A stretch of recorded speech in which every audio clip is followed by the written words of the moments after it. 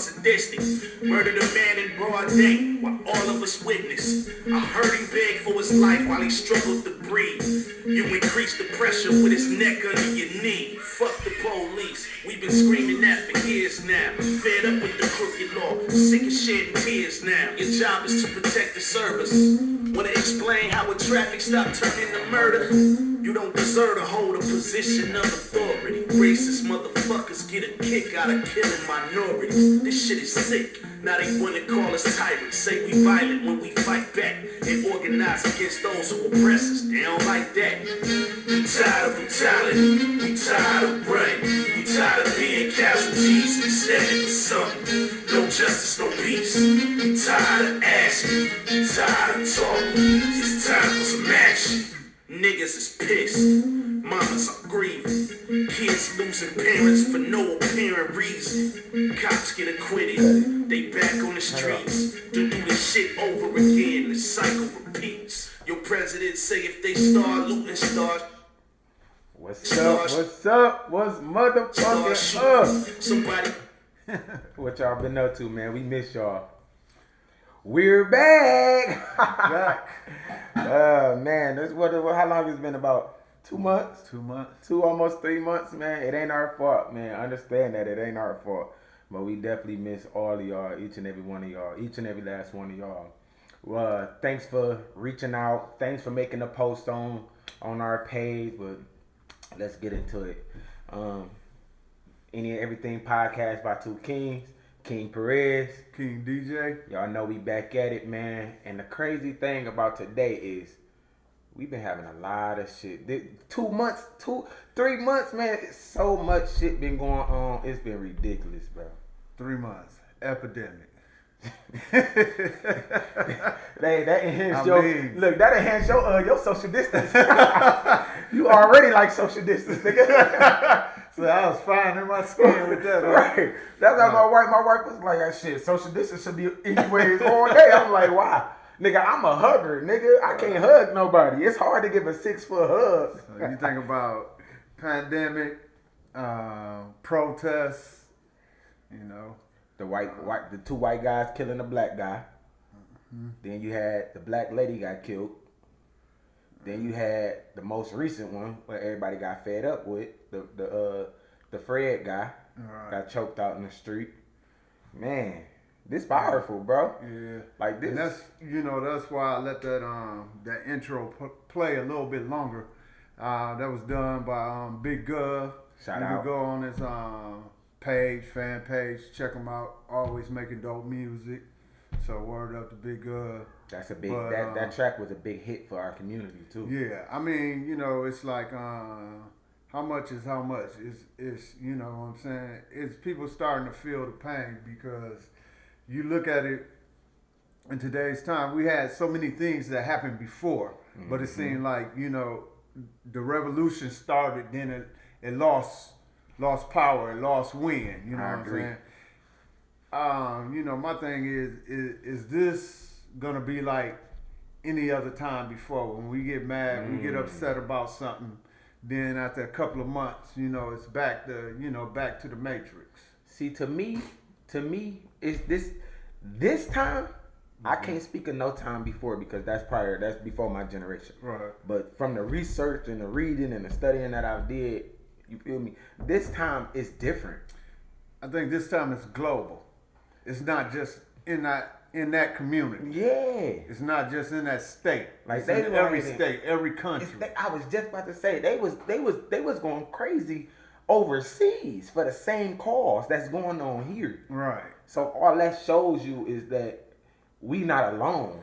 Well, it comes to the point where people got to look at it. No matter if we have good or evil, black or white, racist or non-racist, in every group of people you have denominations, but you still have good people. That's true. And whether they white, black, Arab, Chinese, whatever they is, them good people gonna feel that people's rights shouldn't be violated. I agree. People shouldn't be treated, any type of way because of any difference, whether it be sexual differences, whether it be your skin color, you know what I'm saying? Anything that's different shouldn't be looked at as, you know what I'm saying, as it, you know, it shouldn't be done or it's wrong. Well, what I'm hyped up about and what I'm mad about is if you paid attention to, I'm from Detroit. You feel me? I was watching videos from people in Atlanta, people Right. in LA. They going crazy, but everybody on the front line was white. I mean, All yeah. of the burning, the looting, the going crazy, the spray painting. Them was white people. Them wasn't blacks. I mean, if people look at history, for the most part, white people always been part of the black movement, struggle, yeah. the movement. Whether it's, you know, you got to understand that the Underground Railroad and all that shit wouldn't have worked Yeah. without, you The know, help from white the people. whites. You know what I'm saying? Hiding black folks and shit. You right. Because, I mean, it's good and bad to everything. Mm-hmm. You know what I'm saying? So it's like, even during the civil rights, you know, a lot of people don't know, a lot of white people lost their life too. That's true. Because, you know, they was considered as nigga lovers. Yep. And only thing worse than a nigga Is a nigga lover. is a You right. You know, and that's bad, but you Yeah. know what I'm saying? That's real It was shit. True. It was true. You know what I'm saying? It was So true. you got some white people that, But is it genuine though? Like now, today, you got these white people going crazy. I mean, you got to look at our city. Look at Detroit. Mm-hmm. White people and black people in Detroit always rock together. Yeah. You know what I'm saying? We grew up with white people in our neighborhood. You know what I'm That's true. saying? And They been close. you're right. And it's like, you know, they had to prove themselves just like every one of us. Yeah. So it's a lot of them that we give respect to because they went through the same Same struggle. shit we went through. That's You true. know what I'm saying? And That's true. you got to look at it a lot of time in Detroit. We don't give a fuck who you is. We just want to party. Yeah. You know what I'm saying? We like hanging out. You know what I'm saying? Doing our thing. So it's like in this city, it's pretty much brotherly love, sisterly love. We got, you know, some people that be like, you know, I don't like this, I don't like that. I mean, you know, that's a few crabs in the bucket. The whole case is when it boils down to it, the truth will show if you for us or if you just want to be in a picture. You feel me? And you know, the thing about it is, man, what we as a black community, a black race, have to remember, we built the United States. Facts. We run the economy in the United Facts. States. I mean, when people got to look at, why do you think the boycott for the buses, Roses Park, worked so good? Because who was catching them buses? Mm-hmm. Blacks. Blacks. So if Blacks. black people stop catching them buses, guess what? They ain't making money. That's true. You know what I'm saying? They live off us to live in poverty. Because we live in poverty, we spin. Ooh. You know what I'm saying? We spinning.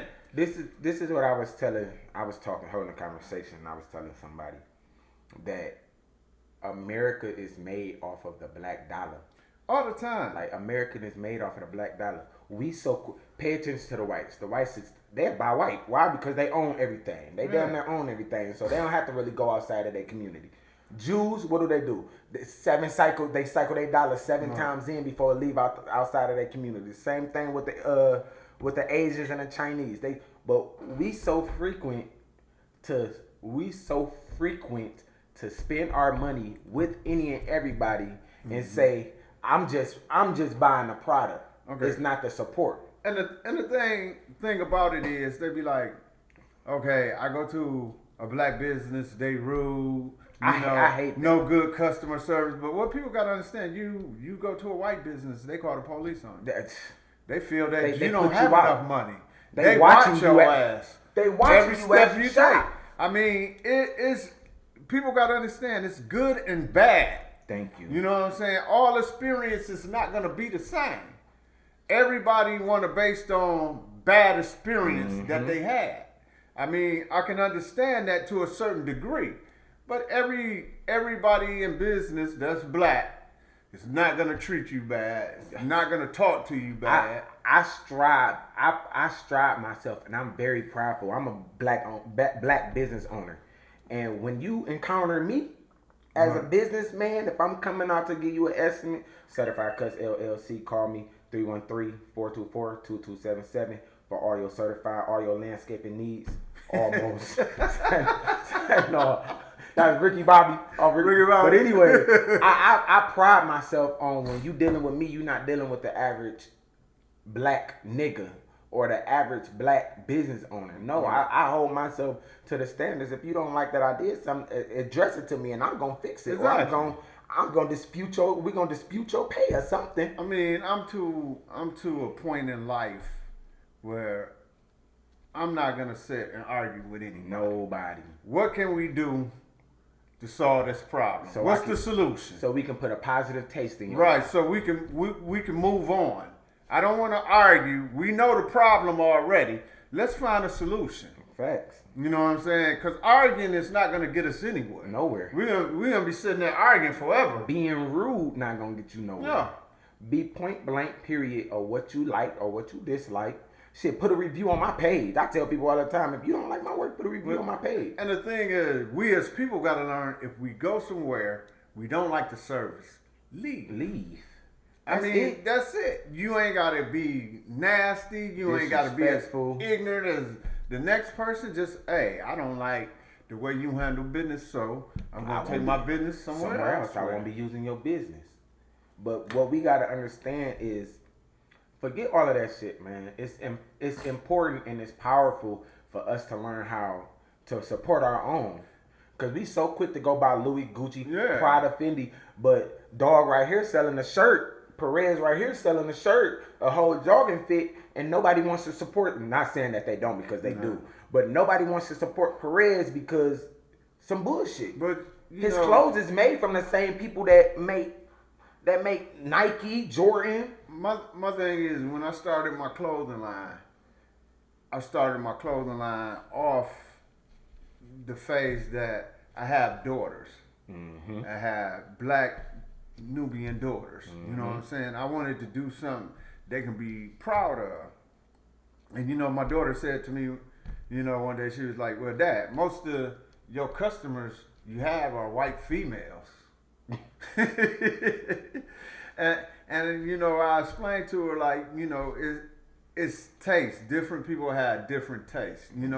We more formed to like that, like you say, Gucci, Louis, because we as people feel like it's some type of prestige. Right, it's a mental thing. It's a mental thing. Don't say what people saying? feel like, because it's a straight up mental thing. Exactly. If they see T.I., Jay-Z walking around with Gucci, Louis, Prada on, or Beyonce walking around with some red bottles on, that's what they want. They feel like, oh, I made it because I got that. And see, they got to understand, a lot of times in them trends, when people look at trends, and I'll tell you one phase of it. It's like when black people really wasn't in Eddie Bauer. Oh, right.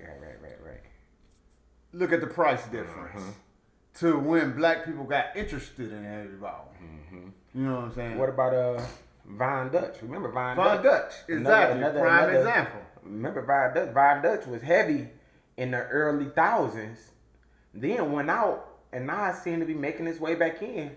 Well, you got to look at it. When it was in the counterpart store, it was cheap. Yeah. See, people got to look at the difference. Even with Levi's, when I was younger, Levi's was the shit. Levi's went out. Mm-hmm. Years ago, you can buy a pair of Levi's for $14.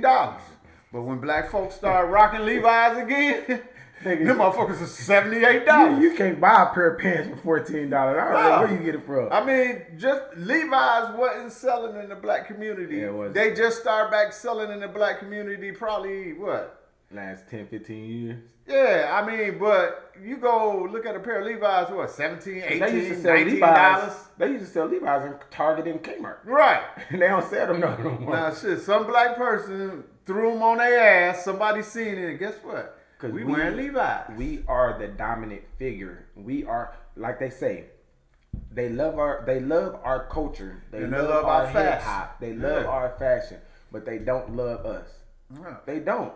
But what we gotta understand is we gotta be stern enough to dictate what is and what ain't. And you know, what people got to understand too is media perception. That's why we as black people got to start doing our own media outsourcing. Yes. Because the way they put out to the public is that white people are not getting killed. White people get killed every day. Every day. Same way as black people get killed. You know what I'm saying? But if you watch the news, you wouldn't know that white people was getting killed. Because all they report is on black, urban areas. Or metropolitan areas. Exactly. They throw the word metropolitan. Well, in that's there. everything, because everything Yeah, happens everything in is Detroit. around Detroit. So what is metropolitan? The surrounding areas of that urban area. Look, they don't care if that's shit right at the border of Port Huron Bro, and that shit, that shit Detroit. could be out in New Haven and they still say the metropolitan Detroit. Bro, that shit, that shit 22 over now. there. Right. I'm like, bro, that shit call ain't it here. for what it is, man, because once you start doing that, certain people, not everybody, certain people in the city think that that's hitting home. Right. That's not home. That shit is way out there. But the way they dictate it, the way they send it out, the way they ship it to us and they speak to us about it is if that was around the corner. Right. That's the scare tactic that I be talking about that they use against us. If they keep us scared, they can instill any and everything. I mean, fear is a big factor in it, and just say, I was talking to one of my buddies. She's a Detroit police officer, and she was stating it's been like an eye opener, working during the protests. For her personally? For her personally. Oh, okay. For the simple fact that, she lives on both sides. You know what I'm saying? I don't think you can in this point. And, I mean, you can, but you can't. I mean, you get ridiculed either way.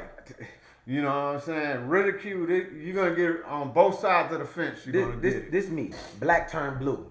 Yeah. If either you for us or you against us, because once you turn blue, that's your new brotherhood. You gonna ride or die for them. Well, you would turn your back for what they do wrong to justify them. That's what it is. More of them officers need. If you call yourself a good officer, or you call yourself an officer for the people, when you see misconduct, if you don't stand up to misconduct, you just as bad as the motherfucker that did the deed. Because in the court of law, what they always say, if me and you go rob a bank, accessory to the crime. and if you shoot somebody, I'm still going to get charged with that murder. Accessory to the crime. Exactly, because a crime happened. So if you're an officer and you say you for the people, but you see one of your fellow officers committing a crime and you don't say shit, you just as guilty. But they swore to the badge. But behind the badge. Regardless of whatever you swear to, if a motherfucker's wrong, they wrong. I don't care how cool I am with my homeboy. If I see him doing some shit that's really fucked up, if he wrong, he wrong. I can't fuck with him like that. But you it can't. It ain't about loyalty. Being a cop, you can't tell. Shit, you see that one black cop? When that white officer walked past and smacked homegirl on her head, she lost it. She did, but then turn around and do what? I mean, not saying that I seen the aftermath Right. of that perspective, but I'm saying Well, to turn around I'm and do pretty what? sure when she got back to the station, they To still be a ridiculed the cop. shit out of her. You know what I'm saying? But she probably feel like if I leave this position, I'm not helping. But what are you doing to help in the position? If I'm in this position, I can stop what I see. Yeah, I was just about to say, What I I can can understand her control. case. I think I'm being too hard on the black police Cause officer. that sister lost. Yeah, she did. Cause I seen that. She was ready to like Give it throw up. some blows. Yeah. Like, what the fuck y'all want to Because do? at first, because that was she. Like, bitch The white ass guy nigga. hit a. The white guy hit a black woman. Right, she was just sitting there. She wasn't fucking with him. And he like mushed her face Yeah, or some shit. Yeah. she lost. Like, what But the how fuck? many of those we got? Even in this trying times, bro, how many? I've been seeing so many white police officers being put on the media, recording themselves. Yes. All Black Lives Matter, Black Lives Matter. I understand I'm not for this, what we doing. But where are the black ones? I maybe seen 1 or 2 black videos of a cop. And I know at least 5 cops, bro. All black cops. I know at least 5 cops on a personal level when I can call them their name. I mean, that's taking us back to the point of, self-hate. You know what I'm saying? Certain motherfuckers have to be weeded out. Man, I'm so stern on black turn blue that it's ridiculous. I'm bro. gonna put it like this. The Haiti Revolution. That'd be for my time. That's before anybody's time. I was about to say, motherfucker. I wasn't even born. I was about to say, I don't even know that. Oh. But Nat, all right, brother Nat, it was always a saying, and I think my grandfather used to tell me this, when they had that revolution, he went to, I'm going to emphasize because I don't know, I can't remember if he said 100 or 1,000, but he said he went to 100 slaves, and he said, Oh, yeah, I remember that. He was know. asking all of them, let's leave, let's go. Right, who ready Let's to make a leave? run for it. Right. And then out of those amount of slaves, only like a handful of them was Right. like, I'm down. Right. But everybody else was like, we good here. Right. They beating on us and hitting on us, but I remember They was like, shit, we got to kill them motherfuckers first. that. Yep. You know what I'm saying? Yep. And that's the way it is in the black community. You got to understand, we can start a revolution, we can move forward, but you got motherfuckers that's always going to be behind the scenes doing some other shit. That's crucial to what we doing. Coon ass niggas, bro. And I'm going to tell you this shit, and I had to understand it to a certain degree. And I had to explain this to some young fellas, and they was like, well, this is a black movement. Why you don't see so many black predominant people speaking out about it? Man, the soldiers don't come out for looting and the soldiers come out when the guns get pulled. The soldiers don't come out for looting and raiding. And like I tell people, you got to understand, you got 2 types of black people. You know what I'm saying? You got black people that want it better, regardless of whatever goes on. They want it better, want to live better, want the respect. You know what I'm saying? Want everything they deserve. Then you got what you call black people that have made it to a certain plateau. Mm-hmm. Okay, let's name drop Steve Harvey. When he was talking to Monique, he was like, "Oh, Monique, you shouldn't say that. You shouldn't do this." You know what I'm saying? Because you forgetting about the bad. See, Steve Harvey is the type of nigga that think about the bad 24 hours a day because he don't want to come back and be like me and you. Mm-mm. He been there. He don't want to be in his neighborhood. Steve like Harvey me was and you. homeless. He don't want to go back to So for me to be like, oh shit, black power, I can't say that shit because if I say black power, certain powers that be will get mad, nigga, and they could cut my show. They could cut my sponsors. I'm not going back to being poor. I'm not going back to a working class nigga. You know what I'm saying? How do you It's no justification behind No, it. it ain't no justification at all. But how these people think. When Young Thug did his video and they said, "What do you think about black folks being mistreated and black folks, police brutality?" And he was like, "Oh, I ain't thinking about that. We out here blinging, we out here shining." Because that's all they care about is self. Right. At what point is it about your community when it's not you about... talking about people that's out of touch with their community. Yeah. Even when Lil Wayne they said, in touch with surrounding circle. Exactly. Lil They Wayne, think that's their community. Lil Wayne said that, a white officer shamed me, so, shit, I never had any problems with officers. Okay, but if your ass still was in New Orleans with everybody else, motherfucker, you had them problems. Yeah. You just took yourself out them problems. If you wasn't Lil Wayne, right. And you was just Wayne, motherfucker, Dwayne Right. Carter in the hood, you would be dealing with the same problems that we deal with on a day-to-day basis. people got to understand, it's we somewhat avoid certain things, but we don't. I mean, I'm from the city of Detroit. Well, I'm from Greenwood, Mississippi, but I have lived in Detroit mostly all my life. But I don't live in the city of Detroit now. All right. You know what I'm saying? So a lot of stuff I'm not going to encounter that other people might encounter on a daily basis. I mean, but then again, the flip side is a lot of stuff you may encounter. Yeah, you may encounter, but most likely you won't. Because how many outside of Detroit, how many black cops is it? So you may encounter You one may or two encounter, racist but white officers. it's like you stay out of the way. What people got to understand, certain areas they look for a certain type. We're going to always fit that description. Well, it's like this. When you have more officers in a predominant black area, you know what I'm saying? They always looking because everybody's guilty. Everybody is suspect. Right, everybody's guilty. I remember one day, this when I was working the night shift. I was working nights and I was coming home and I got pulled over. And me being the person that I am, this was 6-7 years ago. Maybe a little bit longer. When the police beamed his lights, I put my hands out the window. Like, nigga, my hands out the window.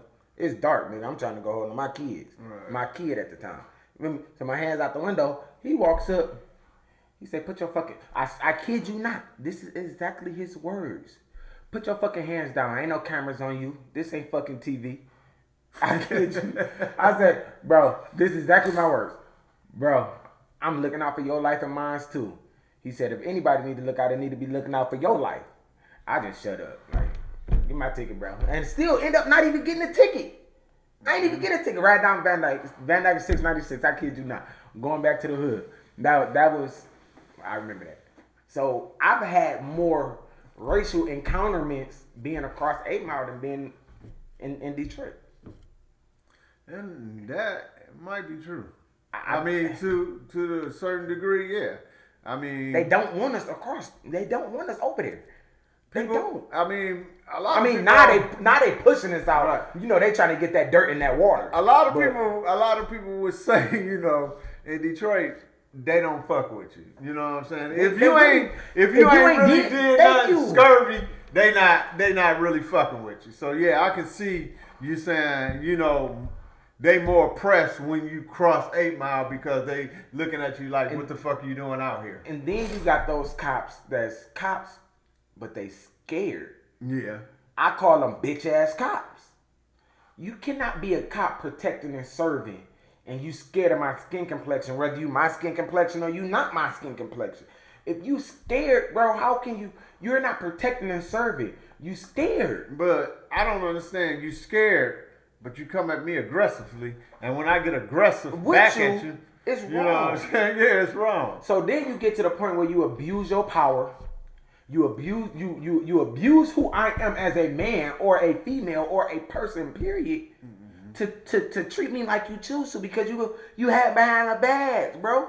Take that badge off. I was watching a movie and the dude said to a cop, take that badge off, and I bet, no, he said, take that badge off. I bet $1,000 my man's beat your ass.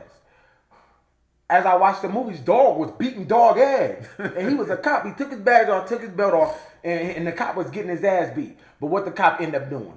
Pulling out a weapon and choking dog out. Well, you gotta understand, who's the biggest gang of niggas in the city? The biggest gang in the world is a cop. It's right. It's the blue. I don't care what people say, what they want to call them, it's a gang. If you're gonna sit up there and call a group of dudes that hang out together a gang, y'all are a gang too, because y'all got the same matrix as a gang. You know what I'm saying? So by y'all not breaking the code, that's loyalty. You know what I'm saying? Don't tell me it ain't nothing different. It's loyalty. It's loyalty. You know what I'm saying? It's what we joined up under. You could call your crew from anywhere. And they you know what I'm saying? And your crew come heated. They come heated. And they come like that. And they don't give a fuck what they do or who they do it in front of. Why? Because then they got big brothers covering them. Who is big brothers?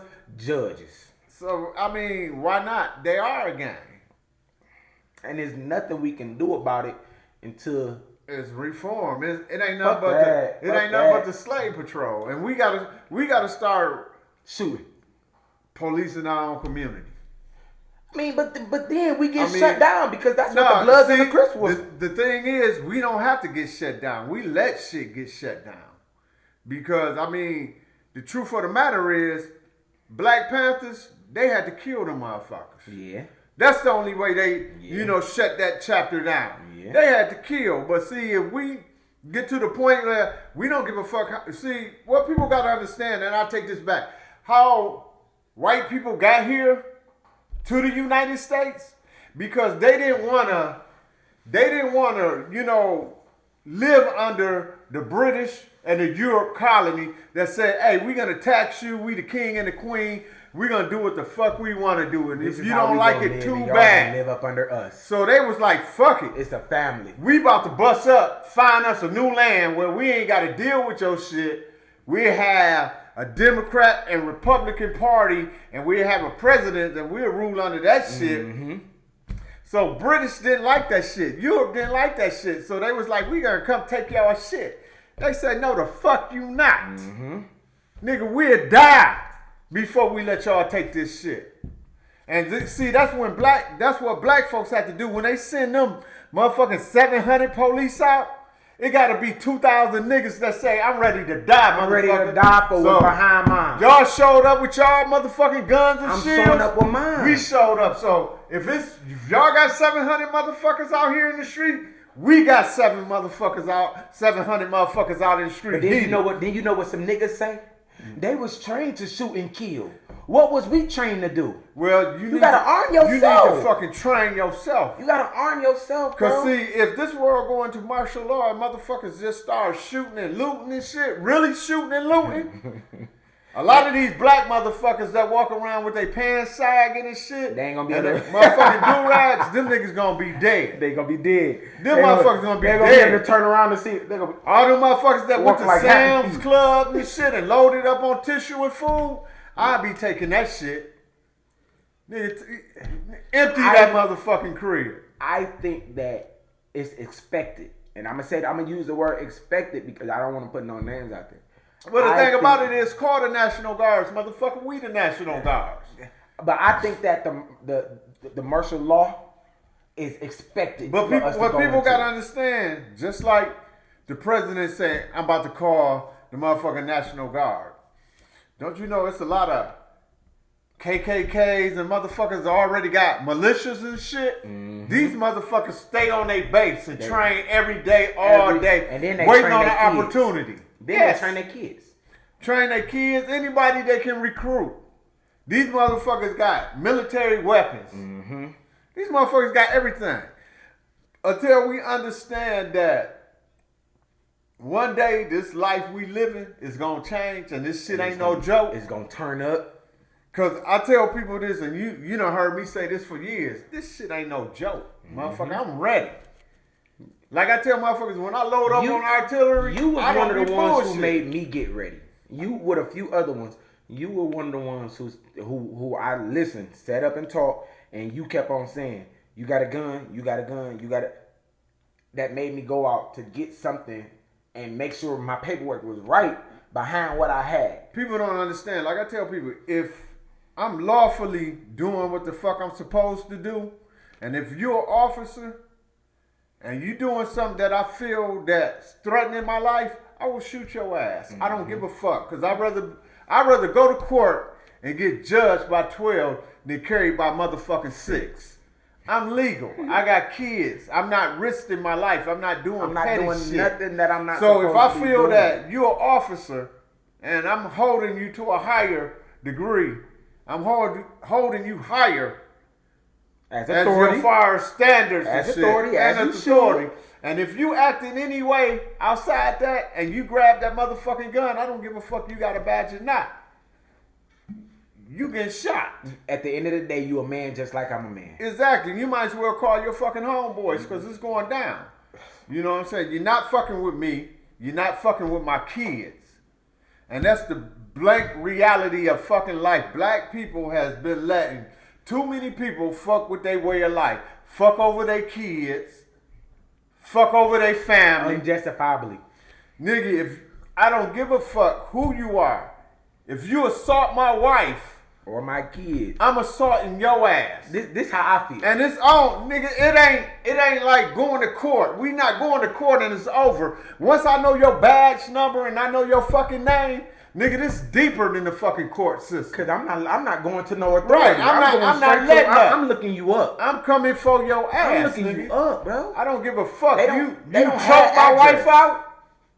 You choke my wife or my kid out. It's deeper than just, oh, you going to court and the court gonna see who's justifiable. Oh, the officer was in. No, no, the fuck you not. Because if you telling me I can't whoop my kid, but yet the police can come and choke this motherfucker out in the middle of the street, body slam him, punch him all in his fucking face, and it's justifiable, but I can't whoop this nigga ass for getting smart.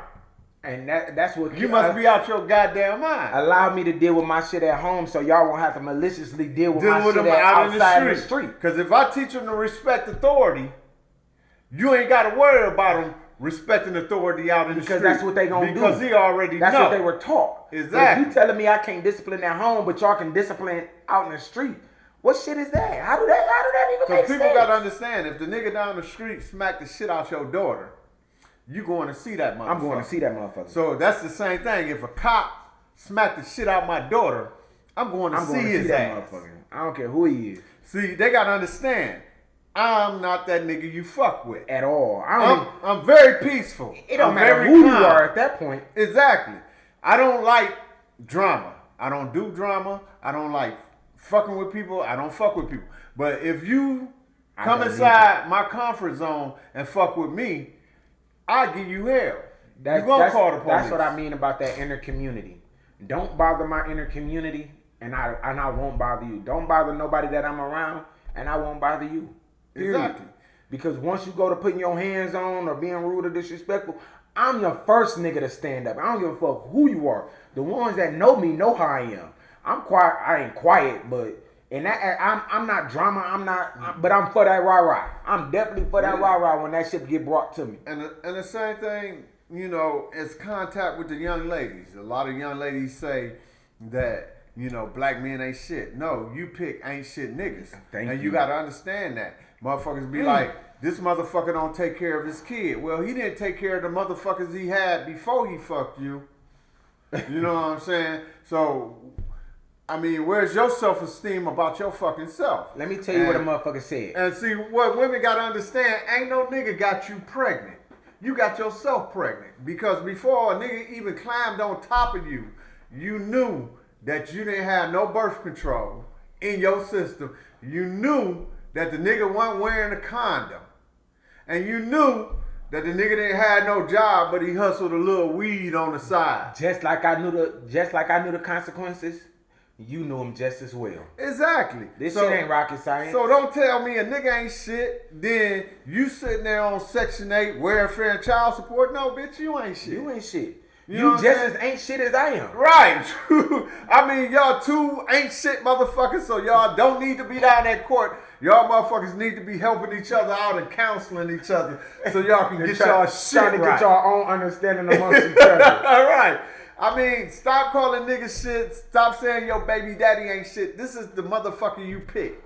Regardless of what my kids' mothers do, and I got 4. I don't give a fuck. I got You 4. got 4 kids or 4 mothers? I got 4 kids and 4 baby mamas. Papa was a roller. And guess what? I take care of every last one of them motherfuckers because they mine. That's all that matters. And you know what? I respect every last one of their mothers. If my kid's mother called me and be like, oh, your daughter is out of line, she disrespectful, my daughters know they got to answer to me. They gotta regardless what the relationship is between me and the mother, that don't mean shit. Your mouth better be very respectful when it comes to your mother. I agree. I don't care if you be like, my daddy hate the shit out of my mama. That don't mean that you get smart. I agree. You know what I'm saying? I tell my son that very frequently. Cause my thing is, oh, you got 2 fucking parents. You don't have a single parent. You don't.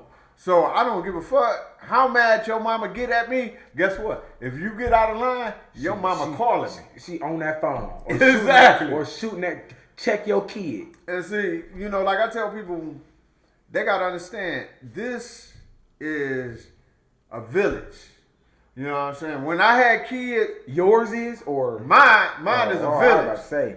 If I get with any woman I gotta be with, gotta get along with my kids' mothers.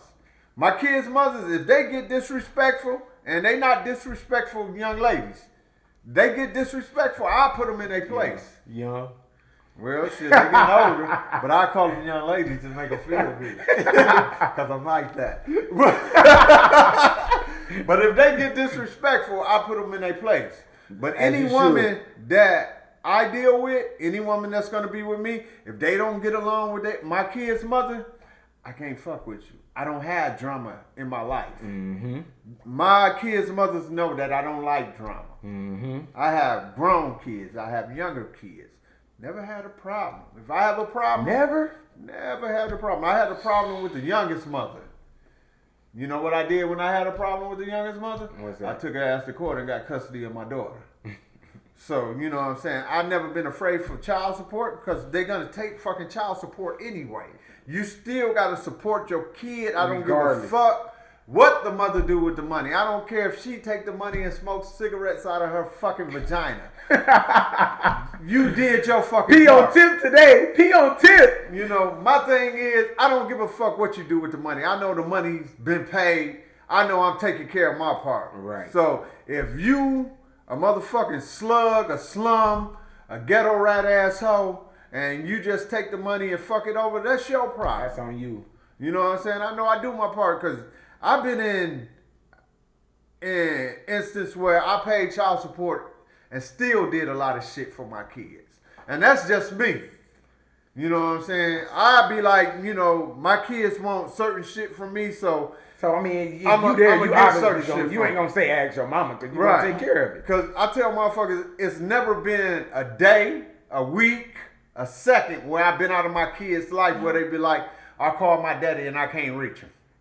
It ain't supposed to be like that. If my kids call me and they can't reach me, they be like, y'all need to call the police because my daddy out there fucking some shit up. What's wrong? You What's know wrong? what I'm saying? Which is how it should be. Because, I mean, you know, it saddens me and it's really heartbreaking when my daughter friends be like, oh, you talk to your daddy every day? And they be like, what you mean talk to my daddy every day? Like I live with my daddy. You know what I'm saying? That's how motherfuckers look at me when I tell them I got all my kids. All my kids is under one household. Right. It's like You got all your kids? Yeah, I'm married. My wife got 2 kids by me, and I got 2 baby mamas. Like, all my kids under one household. And what's so fucked up, they be like, you a single father. And I be like, yes, I'm a single father. And they be like, you're a single father and your daughters live with you and not the mamas. Why is that so abnormal? They be like, the mama on crack? And I be like, no. I had somebody say that. You know what I'm saying? Well, what's with her? She an alcoholic? She I had abusive? somebody say that to me. I was before. like, no. They're in college. They going to school. They working on their career. Like- You know what I'm saying? When they had my daughter, they stopped what they was doing to be a mother. I'm more established now. I got my shit together. So it's at that point I gotta support them and support what they want to do. Just Their like- dream. Just like if you were down, Exactly. they would do the same thing. So it's like, no, I'm not asking them to pay child support. For what? We've been taking care of these kids together since they was born. That's right. You know what I'm saying? I'm going to support their struggle like they supported my fucking struggle. So let me take these kids to the doctor appointment. Let me take them to the dentist. Let me take them to the gynecologist. Let me be a parent. I'm doing my part. Let me You be know a what I'm parent. saying? That's Exactly. Because what to say, a man can't do the same job as the woman. Because I keep on hearing women say, I could do the same job as a man could do. Man, So you think a man can't do what you do? This is what I say. In a household, yeah, you understand. It's for your relationship. Gender roles. It's for your relationship. Right. But when it comes to a kid, Well, gender roles is just shit that we have in place. yeah, That shit is not it's on not the it's real not, deal. Yeah, it's not. But it's how you feel about it. Right. You feel me? And but when it comes to that kid, I'm willing to do whatever it takes. Whatever. If I got, you got a daughter that's 20 something, bro. I'm Yeah. sure how many times you went to the store to buy some pads. Oh shit, I buy pads all the fucking time. You ain't man. gonna say no? Nigga, I throw pads up on the motherfucking car. Like Shooting them shit. bitches. I'll be on the phone like, yeah, which ones you want? You want the ones with the wings? What your sister wear? Oh, what? No, Look, I'm not buying them. this She ain't motherfucker put shit know it all. upside. I know it all. He done did his research. I'll be right? like, I'm tight on that shit. We can move past that. But my thing is, women gotta understand that you gotta let men be men. That's right.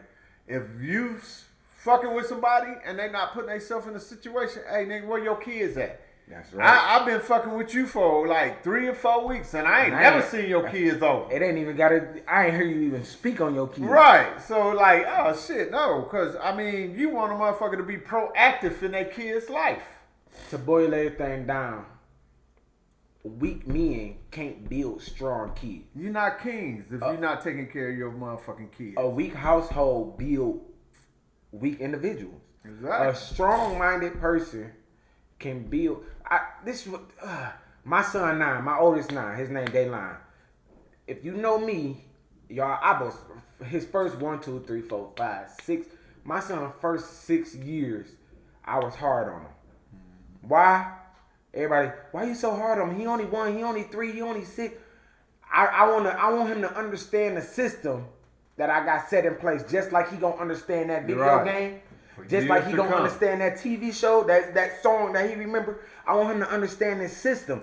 By the time you 10, you should understand, oh, daddy don't give a fuck. Right. Daddy crazy. Daddy loony. So by 10, nigga, anything that you do subconsciously should pop in your head. Should I do this or my daddy gonna do this? And my daughters think that I'm like Rambo. They be like, "Oh hell no! You know how crazy my daddy Nigga, is." I am fucking Rambo. I'm fucking Rambo, nigga. I will beat the shit out of you. They be like, in "My front- daddy is coming."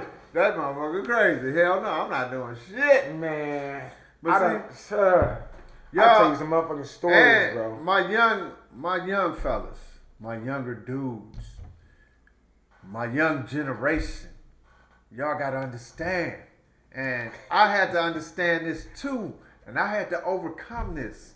And only reason I overcame it was with age and maturity. But y'all gotta overcome freak hoes. I know we love them. They dressed in like little biker shorts. They had their shorts going up their ass and I'm gonna shit. let him talk and I'm gonna justify it. They had their titties hanging out and they want to do you and your homeboy and it's whatever. You know what I'm saying? Then they want to suck your girl up and shit. Freak hoes. Like Too Short used to say, freak hoes. Freak hoes. Yes. But see, you got to understand, y'all out here freaking with these hoes with no protection. You got to understand. You putting your, that's just like loading the AK-47 and saying that I only put 5 in the clip. Maybe I ain't gonna get this one. That's what it's like when you gamble with freak hoes. Cause you gotta understand, freak hoes is no different than rat hoes. They all the same. Cause you fucking with hoes with no substance. So don't say bitches ain't shit. No, you just fucking with bitches that ain't shit. That's why I say, man, you gotta understand who you are and you gotta change your mentality, man. Yeah. Once you find out who you are, once you find out as a man or a female, and I speak on this with females so much, you attract. Your aura is powerful, bro. Like-mindedness attract like-mindedness. Real talk, Man, especially when you lack the understanding, because normally a lot of people would say opposites attract. Right. That's true. But when you like-mindedness and when you like-minded and it's in the wrong concept, I'm telling you, sexy to me is when I see a lady with some aura, with an aura and a sense about herself. That's sexy to me. Maybe because I'm older, but that's sexy to me because I come from an age where when you dated a woman, this some Steve Harvey shit, but this ain't no hater shit. But I come that nigga a hater. I come from the aura and the age when you date a woman, you might not get no pussy for a year. Cause you gotta spend time in the knowing her. Well, Back in the days, if you came up in my days, you'd be so frustrated with them hoes. Yeah. Cause I mean, they wasn't giving you no ass. at all. I ain't never dealt with that, but Dog, because this is a different generation. This generation like, here you go, motherfucker. Hold the man. Here you go. This you get some pussy. You get some pussy. You get some You pussy. get some pussy. You get some pussy. I mean, wait, I'm sorry, because I'm for the female. Niggas be out here like, you get some dick, you get some dick, you get, Hey, like that. niggas always been like, you get some dick. But it's, females got I got my ladies back today, fuck that shit. Women got to understand, you run the way shit go. I disagree. I'm gonna tell you why. Because I'm gonna tell you why. Motherfuckers used to think, man, You about to make me take off running. My wife passed a couple of years ago. My wife passed about 2 years ago. Mm-hmm. Love her deeply. That was the woman, the best woman I ever encountered in life. I loved the fuck out of her. I still miss her to this day. But my wife was a motherfucker. And my wife was the leader of her family. And one thing, my wife, she didn't let me do shit. You know what I'm saying? Niggas get out here and they do shit. That's because they woman let them. You know what I'm saying? My wife didn't let me do shit. I disagree, P. My wife was like, look, life is about this family and everything in this fucking circle. I understand that. Let me tell you something. We went to motherfucking Comcast one day. Uh-huh. I'm just a regular black dude. I don't know no better. We in Comcast. Lady called me up, number 32. I'm like, shit, okay. Like, shit, but like, I'll be right back, baby. Go up there and she be like, hey, how you doing? My name, this and that. And I'm like, hey, what's up? So my wife just looking at me all the time. And, you know, she like laughing, smiling. I'm like thinking she trying to sell me some shit. She like, you know, we got the Affinity voice control, you know, this and that. And I'm going to give you my card with my number on it. My wife shot right to the counter. I'll take that. Come on. She did what she was supposed to do, nigga. You gotta understand. As a household, she protected her. You gotta understand. These women gotta understand that if you don't buy that shit, it's not gonna be sold. See, I thought you was talking about in the essence of this battle between who run the world. Well, men or women. it's not a battle because it's an understanding. That's what I'm gonna say it is. It's an understanding. And an understanding in a household. I want respect. And motherfucker, you're gonna give me respect. Cause I'm taking care of your kids. Nigga, I'm washing your clothes. You nigga, I'm feeding you. I'm making sure your household tight. Nigga, you ain't gotta worry about motherfucking bills. You ain't gotta worry about your paperwork, your invoices. You ain't gotta worry about your customers. I'm your motherfucking wife, secretary, and your motherfucking defender. Front line. I don't have that. No, I'm playing. Let me stop. If a motherfucker come to this door, I don't give a fuck if I slip and fall down them fucking stairs and I'm black out. My wife got that AK-47 right at that motherfucker. Like, what you need, nigga? Who is you, nigga? Exactly. See, let me explain how I thought you was talking about it. With this big, because I get this often. So, I'm thinking you saying in the aspect of a motherfucker like sexually, because you came from freak hoes. Let me tell you something. Sex ain't got shit to do with life. No, not sex. Sexually. Sexually, that's bullshit. I'm speaking on the gender. I'm gonna tell you something like this. Hey, you younger than me. I'm an older brother. Come on, man. Don't throw me out there like that, because you know I got an OG mindset. Right. I'm gonna put you out like this, and I'm gonna tell you a big secret that don't nobody know. As you get older, You about to tell them. oh, I'm about to tell them too. As you get older and you have these kids and you start living life, your sex life is gonna go down. True. You know, when I was 20, I was Babe Ruth. Batting that motherfucker out there. Oh, shit. You 60 now. How old? No, bro. You 69, nigga. You Michael Jordan. This nigga Michael Jordan on Space Jam, bitch. Now I'm a little bit more focused and shit, and now it's moments. The moments is, look, I done took care of the kids. I done took the niggas shopping. I done cut the grass. Who is this? This your old lady. You having a moment right now? I think I am. All right, I'm on my way, baby. Right, exactly. That's how it is. Cause I mean, shit. I tell my homeboys, and you know, especially my younger generation, I be like, I run the household to a certain extent, but my wife ran the household. I mean, everybody know that. Yeah, Every man know that. I mean, the thing about it is that I teach younger women how to run their household. Yeah. You don't run your household like this. Nah. You know what I'm saying? When this shit come up, be like, it's okay, baby. We'll talk about it later. Yeah.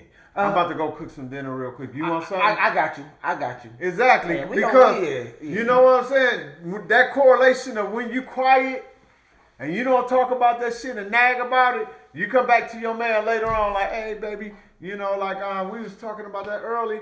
That nigga right there, he's so relaxed and chill. I was like, just about to say that. Shit. Go ahead, baby. You done let everything die down Exactly. until he got into a better focus. So now when you converse and you communicate, it's equal. It's an equal love right there. You It's can't equal love. You can't ask your husband, can you open a beauty shop after you done called him a bitch ass nigga and told him that your brother's coming over there to whoop his ass. Babe, can I'm thinking about opening up a beauty salon. Can you help me? Bitch, fuck you. Get out. Fuck wrong with you. I mean, you women gotta No, learn. you want to know what I think?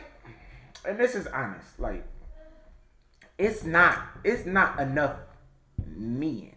Like, it's enough niggas with dicks. Exactly. But it's not enough men. Like, I'm 30. I've never lived with a woman that I was kicking it with. I've never lived with a woman like, as I'm talking about, I'm packing my shit up and I'm going to live with her. Right. I don't understand how men can. Don't beat my ass when y'all see me. This is A, B. If you do it and it's a system for you and it works for you, okay, that's fine and dandy. But I was raised by my mother and my father was in jail, right? So me looking at, and my mama never had men around. I'm grown now. I know my mama was fucking, but I never really seen no man outside of my little brother's father. Right. But no nigga just came in, oh, I'm about to live. Fuck that. No, so I never thought that I was supposed to just pack my shit up. And now, if you want to come live with me, that's one thing. And we can build from here into my kingdom. And then we can make this yours. And you sit down and you reap the fruits of your motherfucking labors. But I'm not about to be that nigga that go and live, because a king don't uproot his kingdom and go live with a queen. I always told brothers like this, always have your own.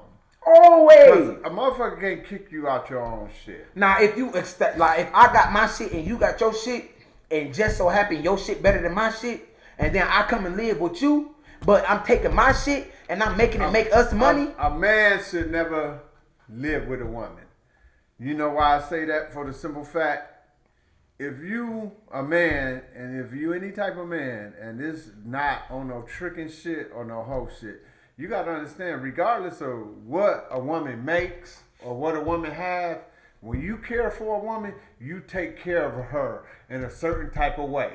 And your expectations is to give her any and everything she wants. Exactly. So she can save her money and have her money in the bank. So if she don't like the situation, she can always leave and be paid. This is my household. I'm gonna pay all of the bills. Exactly.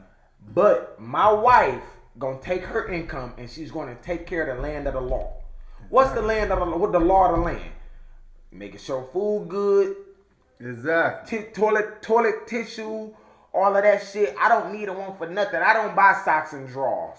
And it kills me when women are intimidated by me. And I be like, like, what's the problem? She used to you being intimidated by her. Cause I be like, okay, yeah, I own my own house. You got multiple houses. And yeah, I do have a car and I have a decent job. You got a couple businesses. And I own my own business. But the thing is that,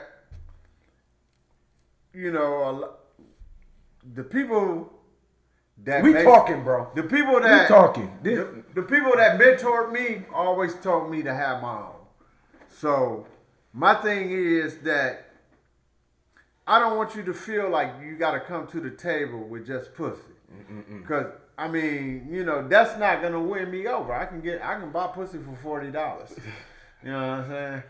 I mean, that's the true fact. Pussy nowadays is $40. If you gotta pay for it, it's $40. We could go on the website right now and I can show you. Buy pussy for $40. I don't care how bad a bitch thinks she is. It's a bitch on that website that's just as bad as you selling pussy for $40. So what about dick? I got y'all back, ladies. So what? I got y'all back. Dick is free. Niggas is. I don't know about that. Let me stop. But the thing is, what motherfuckers gotta understand is, if you're a woman, you gotta bring something more to the table than just some pussy. I agree. You gotta bring a business ethnic. You gotta bring motivation. You know what I'm saying? I don't give a fuck if you speak like Les Brown. Nigga, we need that. At the end of the day, I want you to motivate me to go out here and do this fucking business. There you go. I want you to be at home, be like, look, I talked to over 50 people today that need you to do some work. So we setting this shit up on how you can get out here and hit this customer. Because this motherfucker is 600, this motherfucker is 500, this motherfucker is 400. Because see, what you got to understand, at the end of the day, this is benefiting both of you. All in the motherfucking... This shit is benefiting both of you. If I'm going to grind... So if you want that motherfucking Louis Vuitton purse, you want that Gucci purse, you got to work for that shit. If I'm going to grind, be my backbone. Exactly. That's it. One thing I can always say about my wife, truly, when I leave her to do shit, she handled that shit like I would handle. If I tell you I want motherfucking blue paint and you bring me green and I'm not there and my wife there and you bring her fucking green, you not about to back her down. She be like, bitch ass nigga, you wasn't listening. She get on some Michael blasting shit like, I know I heard him say. Bitch ass nigga. She be like, I know I heard him say blue. He wanted the fuck blue. You got... This is fucking green. You motherfucking nigga. You know, she wasn't buying that shit because she made sure my business was taken care of. Like so therefore, everything that she got, she fucking deserved it. You know what I'm saying? My biggest role model is Russell Simmons. And I'm going to tell you why Russell Simmons is a real motherfucking nigga to me. And Russell, if you listen, you're a real motherfucking mentor. Mentor to me, show. You're a real nigga to me. You can reach out to me anytime. Holla at me. Russell Simmons was like, look, when he got a divorce, he's like, I'm not about to be bitter. I'm not about to leave my kid's mother in a bad situation. Like, shit, what the fuck you need to make you tight? Mm-hmm. I'm not about to give you a bunch of dollars that you can spend and be broke trying to live a certain fucking lifestyle. Mm-hmm. We worked hard as hell and I done started these businesses and you always been on the forefront with me getting this shit started. So tell you what, I'm going to give you a whole fucking business and you get out there and you run that motherfucker. Because I don't give a fuck who you fucking. I don't give a fuck who you with. At that point, that ain't got nothing to do with me. Exactly. Either. That shit ain't got shit to do with me. But see, he gave her baby fat. Yeah. Nigga, did she blow that shit up? I was just about to say, at the time, baby fat was better than fat did she blow that shit up? She definitely did. Did she make billions off that shit? Baby fat was better than Fat Farm. Now you talking about a bunch of niggas crying, paying their baby mama $100 a motherfucking month. Nigga, I just gave my wife a whole goddamn $1 billion motherfucking company. The real bad. She ain't never got to come to me and ask for shit. But guess what? I don't give a fuck. I gave her that $1 billion company. If she needs some shit, nigga, I still got her back. I'm right. I still got her back. You know, that's understanding your queen too, though, man. Because I'm cool with her. Not only am I cool with her, I'm cool with her nigga. Because shit, what we had, that shit dissolved already. So if we wanted to stay together and be fucking and chilling, we'd still be together. We'd still be in that place. But we not. So we have a mutual respect that we got 2, 3 motherfucking daughters. You know what I'm saying? We ain't no never let them see us in a bad motherfucking spot. Or arguing. And that's where I want to be, bro. We ain't no never let them kids put us against each other. Mm-hmm. Because I'm doing what their kids want me to do. and you on some other shit. So them kids like, I got it. Mm-hmm. No, me and my This kids' nigga about to mothers, have me following Russell now. dog. Me and my kids' mothers, we work on the same fucking page. I swear to God to you, my daughter just called me last week, and she was like, "Dad, my mom said that I got some pictures on my Facebook, and she said they not appropriate. Could you look at them? Ain't these appropriate?" I don't give a fuck how much I think they was appropriate or what it was. Because I was she said no. What did your mom say? Well, she said they was appropriate. How they appropriate? I guess I got to close my whole Facebook then. Well, I guess you got to close your whole goddamn Facebook. That's something that you chose. Because if your mama said they inappropriate, guess what? I'm a backer. They inappropriate. I'm a backer. I mean, shit, whatever she say. And like I told my daughter, you have parents. You know what I'm saying? You don't have a fan club. I hope he's teaching to somebody because I'm receiving this shit. You have parents. Whatever one says, I'm backing it. I don't give a fuck. I might look at it different. You know what I'm saying? I might have a different opinion for it. Different but approach. Since you brought it up first, I'm backing you. Yeah. Because I might bring something up that you might feel that's like, bullshit. right. But I'm going to still want you to back me. So we parents ain't no motherfucking book when raising these kids. It's not.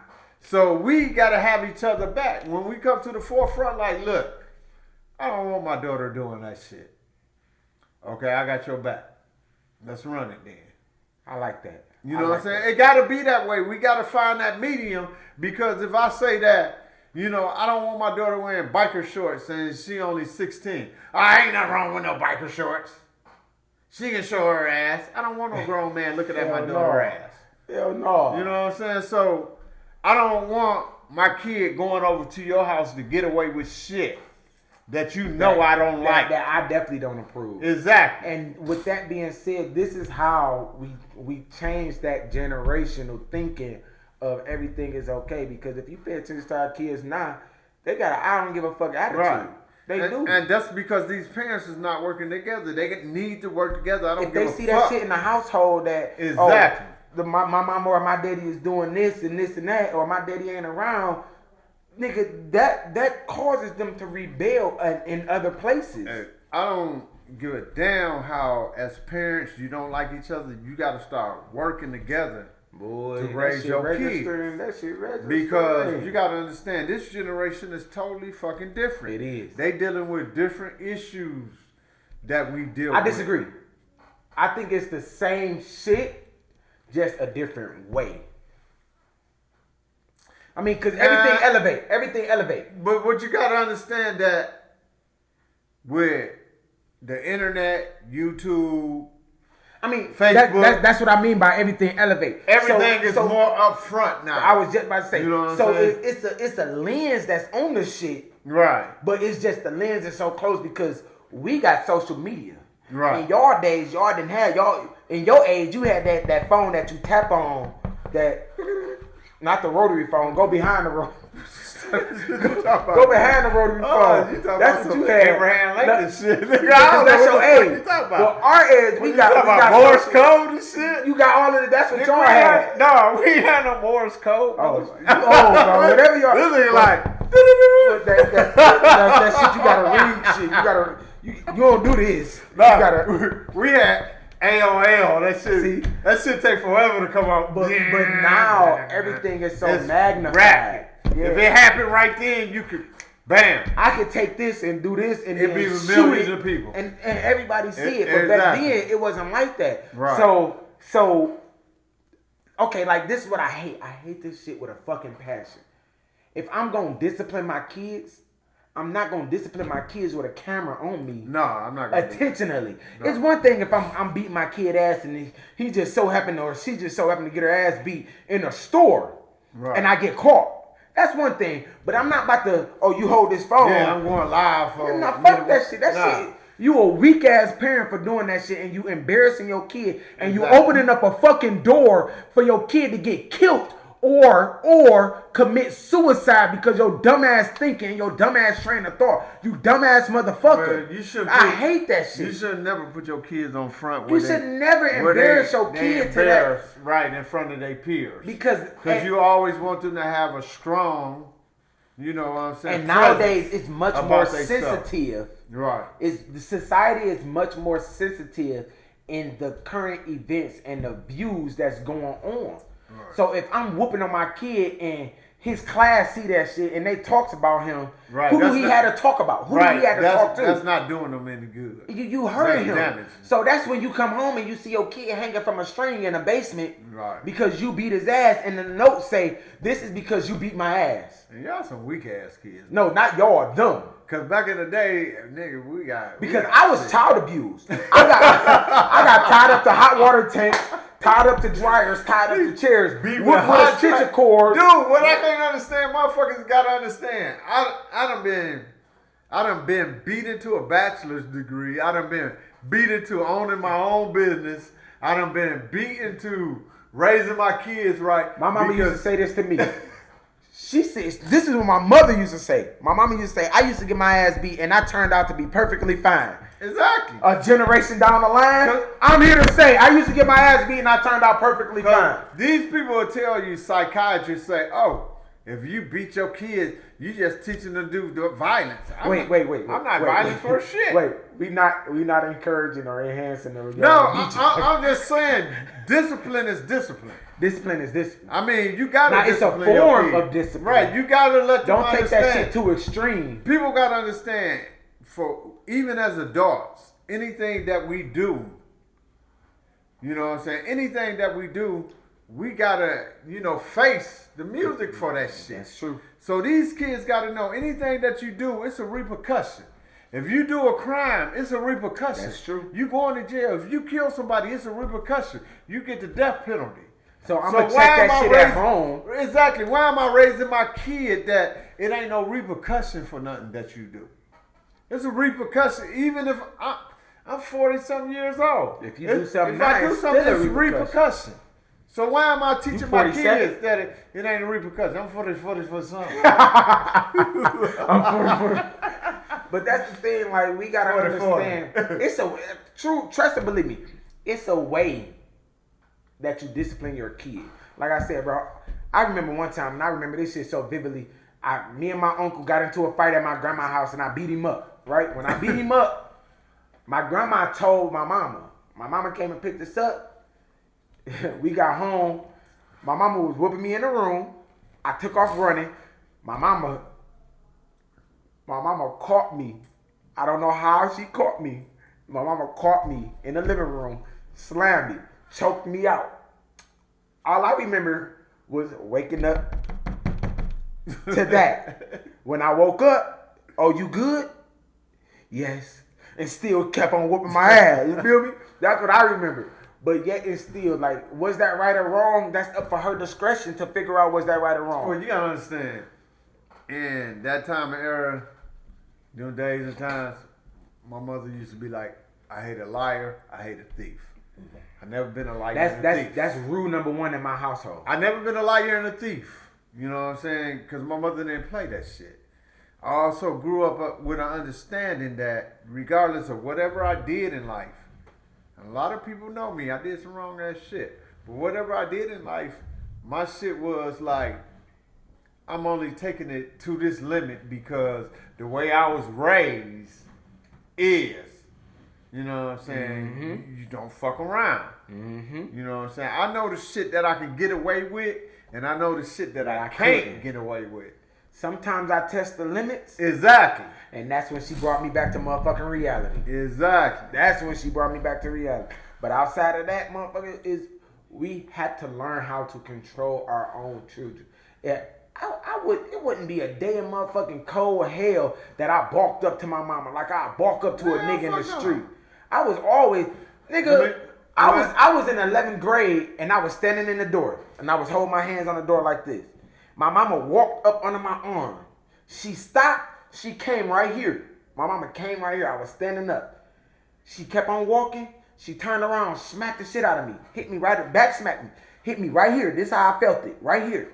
I say, ah. She said, you wanna know why I did that? I say, why? She said, just because you taller than me and you bigger than me, now I mean I won't beat your ass. Exactly. I laughed inside during the pain, but I couldn't laugh outside. Right. Like, mama, you can't beat my ass. Like, I'm beating up motherfuckers bigger than you and doing this and doing. No, motherfucker, she just was telling me, like, if anything happened, I would still discipline you correctively. And her hurt. Well, you know, I always look at the phrase, my moms knew who I was. You know your kids. You definitely know your kid. You know what I'm saying? You know your kids. And one thing my mom's always knew about me, I was a fool out on the streets, but when it came to her house and her rules, you know what I'm saying, she taught me well enough, like, you don't disrespect home. And when you get to the point you feel like you too grown, you don't need to be here no more. Get the fuck out. You know what I'm saying? And people that know me, they What they grew say, up with me. GTFO? Yeah, you gotta get the fuck out. And it's a lot of people attest. A lot of people thought that I wasn't gonna be shit in life. Me too. You know, a lot of people thought that I'd be dead or in prison because a lot of people knew my attitude at the time. You know what I'm saying? And my mom knew who I was all the time. She's like, yeah, you got that thug mentality at the same time. I see a change coming in your life because I raised you. I know you. I love you. I gave you my love. I'm why you here. And even though you can't follow my rules right now, you know what I'm saying, and you looking at life different, you'll be back one day. You'll come back to the teachings that I taught you. You know, and I always tripped out because there was this one young female my mom's always used to let me hang around. You know what I'm saying, when I was younger. And my mom used to tell me, you really like that girl, don't you? And I'd be like, yeah, because she stayed on, was it Littlefield or something like that? I can't remember Detroit? the street. Yeah, she stayed in Detroit. So I used to walk from my mom's house and go to her house. You know what I'm saying? And I was crazy about it. My mom would be like, you know, that girl right there is gonna be the reason why you do something in life. And you know, when I was out here doing all the bad shit that I was doing, she was like a straight A student. She took care of her business. She grew up to be an engineer and all that shit. But she always looked at me, she was like, you can do so much more, but you doing the shit you doing, I can't fuck with you. You know what I'm saying? And she had to like move on and shit. Like she passed me up, she moved on. But she was always like, you got so much promise in life. Until you understand that, you'll never reach the potential that you need to be.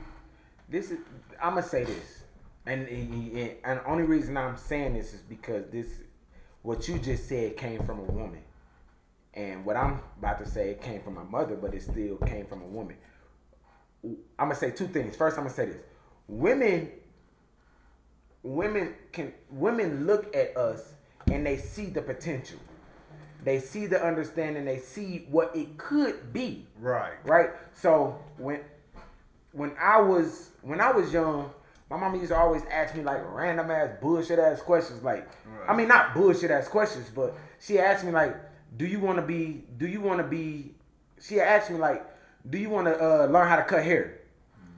Do you want to learn how to coach? Do you want to drive trucks? Do you want to mentor? My mama would say like a lot of certain shit, and I would always shoot it down because I was so stern on one thing, and my one thing was going to the armed forces. Either I was gonna be a cop or I was going to the army. Right. Why? Because going to the army, nigga, I don't have to worry about school. I ain't give a fuck about school. I just wanted to hoop. You feel me?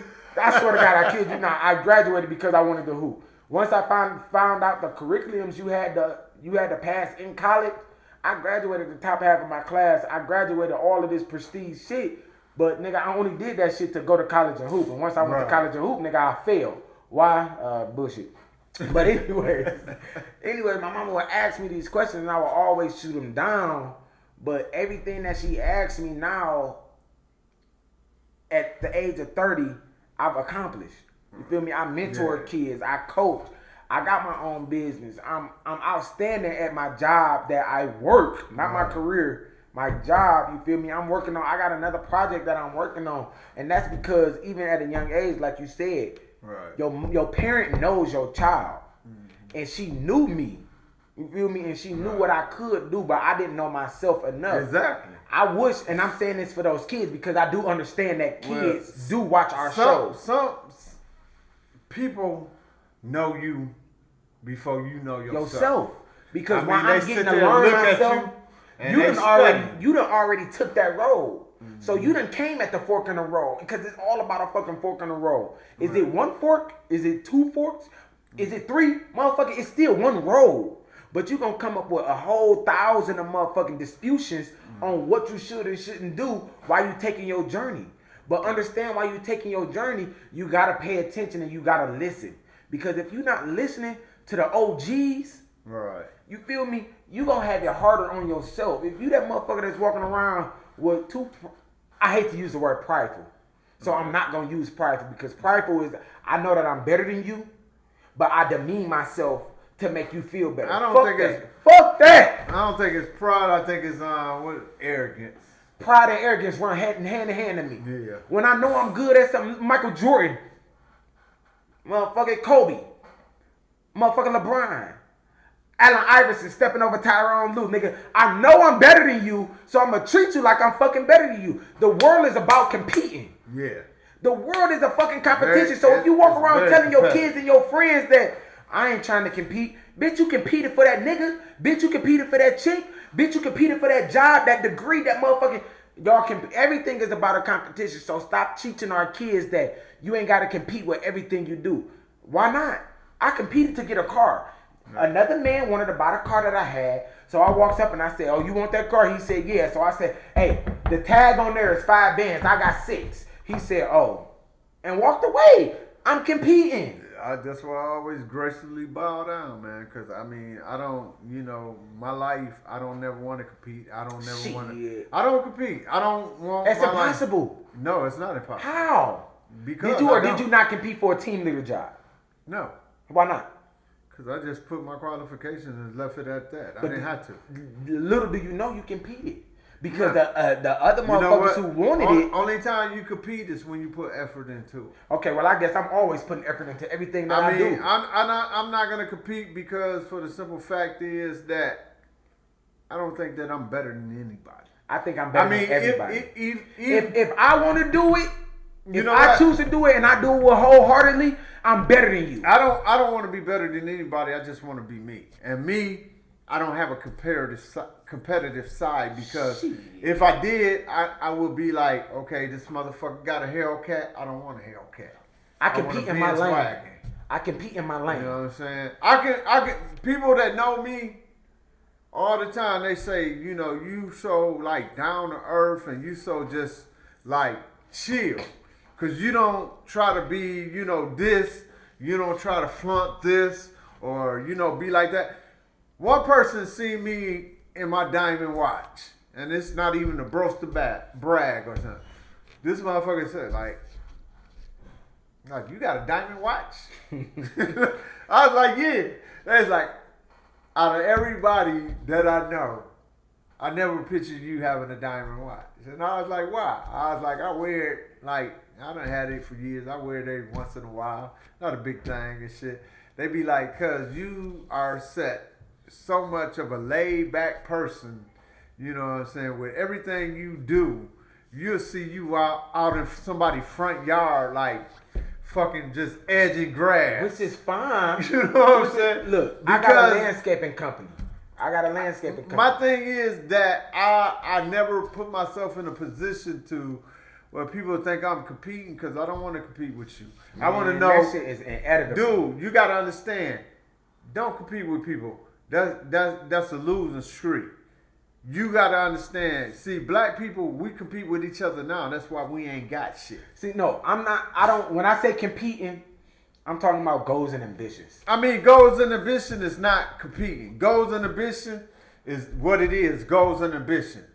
I disagree. You got to understand. That's not competition for the simple fact we all set goals. It's See, positive competition. But you gotta understand, we don't all meet our goals, but as long as you still working towards them goals, you good. Okay, See, so competition is when that you see somebody with something and you doing just off the prefix that motherfucker got. No. So no. that's I'm not competition. speaking on that. I'm not Because speaking you want on to that. be better. So if DJ pull up in I my compete drive, with myself every day. you can compete with yourself. That's good. But if DJ, I drive a Magnum. That motherfucker is a 07. But if DJ come in my driveway with a Ford, truck, with a Ford F-150. F-150. I'll be 2006. like, I want to top that shit. So I'm going to get something way better than his shit. Then I'm going to go to the fucking rim shop. I'm going to get the rims on it. Then I'm going to drop that bitch. You know what I'm saying? I put the sound system in it. No, that I call that envy. That's envy. I don't call that competing. I call that's envy. That motherfuckers they compete for the attention. No, I don't need the attention. I compete every day with everybody that's in my circle. Everybody that's outside. Wait, let me finish because I done already said something and I don't want people to be like, I'm in your circle or you compete with me. No. I compete with everybody that's in my circle and I compete with everybody that's outside my circle. How? Why? Let me tell you. Because the people that's in my circle, you are one of them, and I can name at least 10 motherfuckers that pushes me to be a better person. But see, you got to understand, you said the key word just right there. Because what you got to understand, it's not competition. Because if I was in competition... That shit is healthy competition, listen, bro. It's not competition. Because I'm going to explain it to you. You know why? This will sum it up right now. If it was competition, I wouldn't let you know what I know. Because see, in competition, I'm not going to let you know what I know. Because if I let you know what I know... That's why it's healthy competition. No, I'm going to still school you. You're going to still school me. See, but you got to Jordan, understand. I'm Kobe. But you got to understand, that's not competition. Competition is when you're trying to outdo somebody. So if I'm trying to outdo you, I never give you the knowledge to outdo me. Let me tell you what Kobe said. Kobe said the first time that I played Michael Jordan, I didn't check him. He said somebody else checked him, and he was like, Jordan did a turnaround fadeaway. So he was like on the come down. He asked Michael Jordan, what made you do that move? And Jordan looked at him with like, but Jordan told him. So therefore, it's always a teacher. That wasn't competition. He just wanted to fuck Michael. Man, come on, man. R.I.P. Kobe. Don't disrespect my nigga, bro.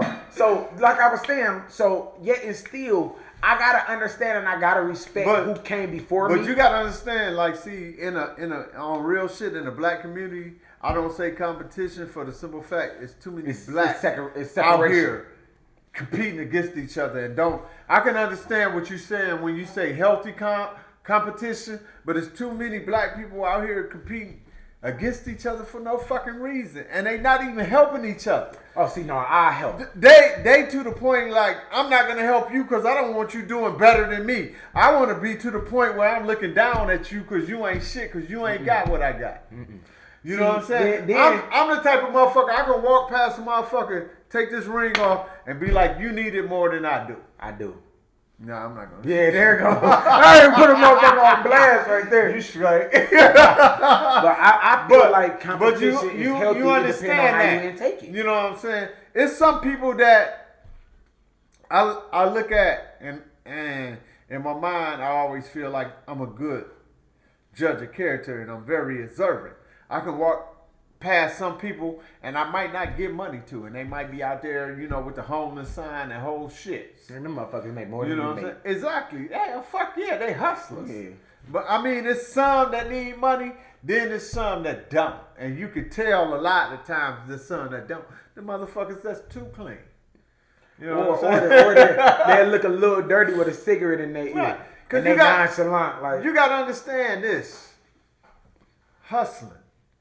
If I get 1,000 cars a day, no, matter of fact, if I get 5,000 cars a day to pass me, and out of that 5,000 cars, if only 600 of them cars give me $1, in one day, I done made more than minimum wage tax free. Nigga, I done made $600 in one day, fucking day. Tax free. That's that more I don't than have people to claim. checks. So the next day, if I come back and I only make $20, that's enough. So you I still figure just made $600 yesterday. even if they go to that same freeway crossing, and out of 2,000 people, only 100 of them give them $1. I done made more than you made a day minimum wage. Exactly.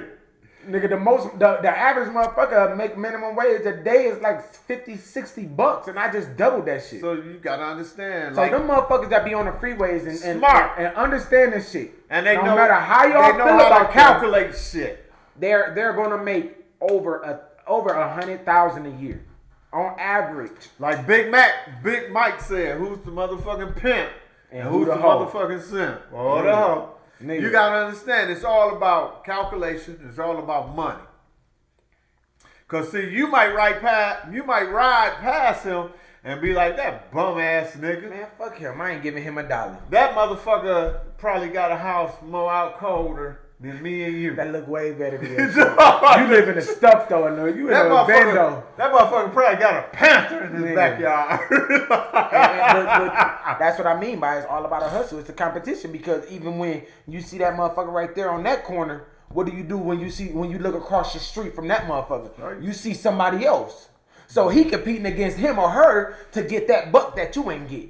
Yeah, that's So true. so then when you ride past motherfucking 8 Mile in Southfield on the freeway, you see that doing this. Why? Because the other motherfucker on the corner just sitting there with his sign up. Right. So if I can entertain you because you motherfuckers like entertainment, at this point you would give me $1 or $2. And you would ride past him and won't get him shit. It's a fucking competition, nigga. You Stop pretty playing, man. Everything is about a fucking competition. You gonna compete about any and everything. Nigga, we competing about this fucking podcast. We want this podcast. I'm about to tell y'all, we don't want to be local.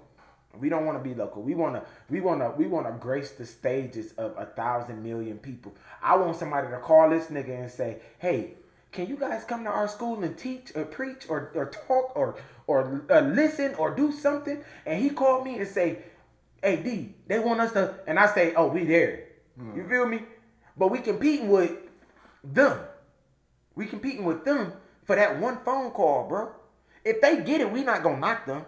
Right. Hey, they got it. Okay. I ain't about to go and kill them because I want what they got.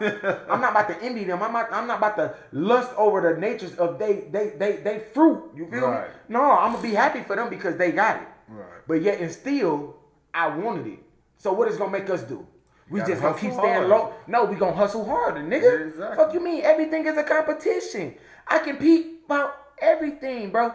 The only thing I don't compete about is put my socks on. Why? Because every man put their socks on the same way. One foot, next foot. Yeah. But outside of that, you see that chick right there. You single, I'm single. I want her, you want her. You don't know me. I'll let you have it. No, you not. Shoot your You shot. gonna let me shoot my shot and then you gonna wait in the background.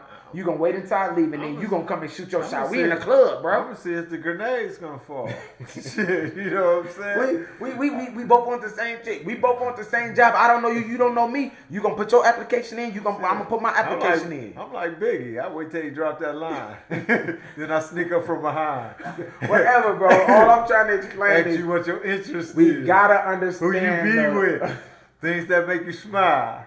What numbers to dial? You gonna be here for a few? I'm calling you. You fucked up, but anyway, Big Chuck. Hey, my dog, Big Chuck. Biggie fan, you done fucked him up. If he watching, he gonna call me later. Well, anyway, that's what I mean about competition and this healthy competition, man. Right. I grew up all my life. I I played mean, sports. like I said, I can understand if you're saying healthy competition, but see, we in the black community, we competition. We going to competition and compete with each other with no basis. You know what I'm saying? Because Oh, see, I know the root. we do it for selfishness. Look, I get this all the time. DJ, why you always gotta compete? DJ, you a fucking sore loser. Bitch, who the fuck like losing? We do it for embarrassment reasons. That ain't where I go. I mean, you know, we do it for just to say that, you know, at the end of the day, I'm better than this motherfucker. He ain't shit. That might slip out. You know what I'm saying? Look at him. But see, you marginalizing it. Oh, that's a beautiful word. I felt like T.I. You marginalizing it into our culture, black on black. competition. Yeah, because I mean, I don't look at it like that. That's what I'm most concerned about. See, Us bettering us and getting us to move forth. Because see, we stay at a point where we are so stuck in this systematic. Because it's systematic that started this all. But we don't have to be systematic. We can move way past being systematic and be people again. See, when we was in Africa, we was people. You want to know what made me start? You want to know when did I research? I did a research, right? And in this research, I found out, this is why I found out that I'm so competitive. People be asking me like, why are you so competitive? And I just be like, that's my nature. But I know. Now it's time to spill the beans, right? So I did a research. Projects. Okay? So that's the word, the term is called projects. Some people live in those projects, right? So when you take a project and you put a limited amount of sources and resources in there, right, and you put six mice. So you put 6 mice and 3 cheese. You put 6 mice and 3 cheese in there, and they supposed to live off that. Are they gonna split? No. They gonna get that mouse. I mean, gonna get that cheese and take it to itself. The same thing with the other 2 cheese, right? Right. So this is where I learned that everything is a competition, right? So we have, as people, period, is limited resources. It's only a certain amount of not dollars. Because when you say dollars, you get into 1s, 5s, 10s, right, 20s, 50s, 100s, whatever. I forgot the $2 bill, right? So once it's a limited amount of resources, okay, I landscape, you landscape, he landscape. It's 3 of us. It's only a block of 12.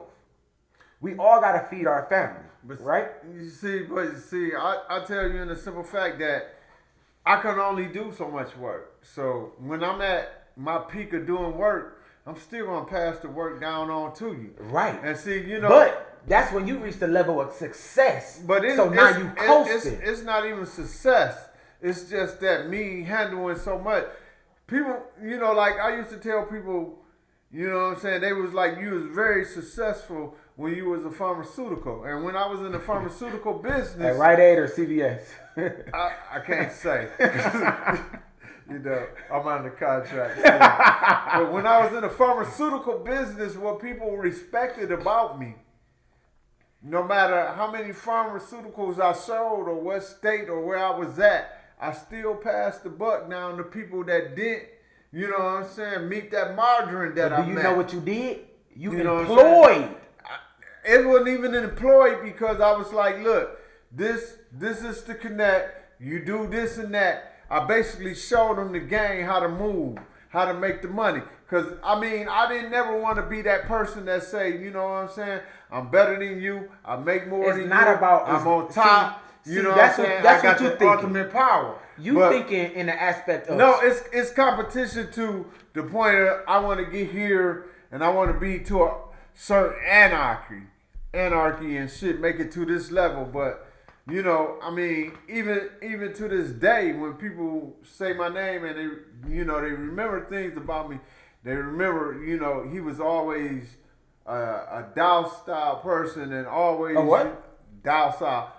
You know what the fuck I'm saying. What? But I was always, the type of person that really cared about the next person. I ain't give a fuck about just having shit, because having you shit put didn't mean on. shit.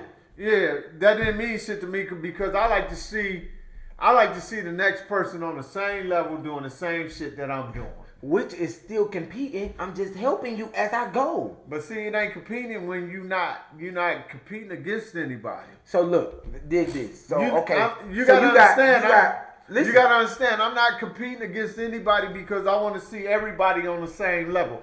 It's still a competition. Now the niggas on the outside gotta look in and say who the best. You know what? But then we gonna look at them and say it ain't no best. But what you gotta understand with them, they shit don't matter. But it do. It don't matter. No, you only way they shit matter. This is the age of the social media. But see, that's what it is. That's what got it fucked up.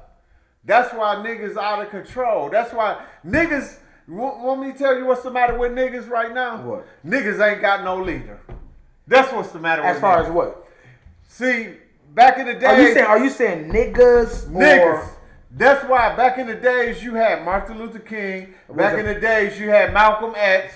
And see, then you had Tupac and Biggie. So if you ever listen to that shit, they say, who's gonna be the motherfucking nigga that runs the motherfucking nigga kingdom?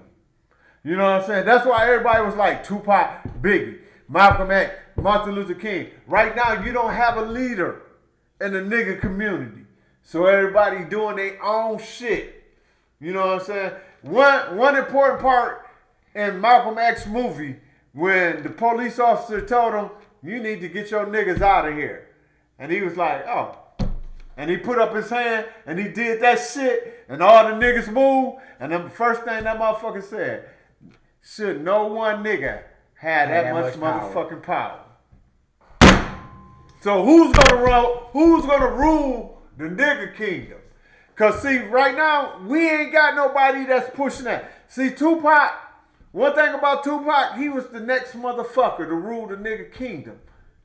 Cause he was a smart motherfucker. He was profound. See, motherfuckers don't understand. So you still gotta compete to get that education. It's not even a fucking competition, because what you say and your motherfucking actions put you right there. You're not competing with anybody. So your actions and what you say. Okay. In that aspect, only thing about it, they had to kill that motherfucker because they knew what came out of his mouth was fucking fire. gold. What came out of Malcolm X's mouth was fucking fire. We got to get rid of that nigga. I agree. That's the thing. That's the thing with the battle of this shit. Like, you gotta understand me. This one old man told me. He told me a long time ago. He was like, what I say and what I do and how I act and what I say to my community and my people can get me killed. And I had to understand. I'm like, what the fuck is you talking about? Because if you just saying words and what you feel, how can they get you killed? It's about resignation. It's the motherfucking passion and the way people accept it and the way people take it. You know what I'm saying? Martin Luther King was not the man because, you know what I'm saying, he just gave great speeches. People listened to him. They was motivated. You know what I'm saying? They lived what the fuck he talked about. Malcolm X, when he was like an eye for a motherfucking eye. 2 for 2. Motherfuckers lived that. They felt that. When Farrakhan talks 9 days. Yeah. You know what I'm saying? People feel that shit. They live that truth. If you speaking about leaders, then you got to go with Farrakhan. Well, Farrakhan, you got to go with Dr. Umar. You got to understand that. You got to go with Brother Peter. When you put yourself to a certain level, as I'm Muslim. Okay. So motherfuckers feel like, hey, you only speaking to. Okay. Exactly. Now, if I'm speaking to every fucking body, it's a difference. See, Tupac wasn't speaking to just motherfucking Muslims. He is speaking to white, black, Mexican. I didn't give a fuck, nigga. This is an injustice. This shit ain't right. So you motherfuckers got these $5 million motherfucking churches, but at the same time, this motherfuckers on the street starving. If you take that $5 motherfucking million, invest into the motherfuckers that's starving, we'll be the motherfuckers starving. And that shit is still the same as today. Fuck yeah. So you gotta understand that motherfuckers move to a certain movement. Question. It ain't all about people. Question. With this quarantine corona shit that just happened, right? How many churches have you personally rolled by who was helping the community? Not a goddamn one. I rolled past 2.